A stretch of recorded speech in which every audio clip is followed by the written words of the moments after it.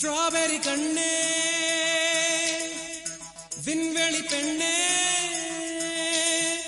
silver spoon கையோடு பிறந்தவள் நீயே ஒரு ஃப்ரிட்ஜுக்குள் ஆப்பிள் போல் இருந்தவள் நீயே தங்க தட்டில் சோறு பென்ஸ் ஏசி காரு இருந்தும் நெஞ்சோடு சொல்லாத பாரம் என்ன தனிமை இன்மையாக இளமை கொடுமையாக உனது கண்ணோடு சொல்லாத சோகம் என்ன பெண்ணழகையும் பேரழகையும் எப்படி மறைத்தால் உன் கற்பனைகளின் அற்புதங்களை எப்படி எரித்தால் பிடிக்குமே வைத்தியம் பார்க்கவா வைத்தியம்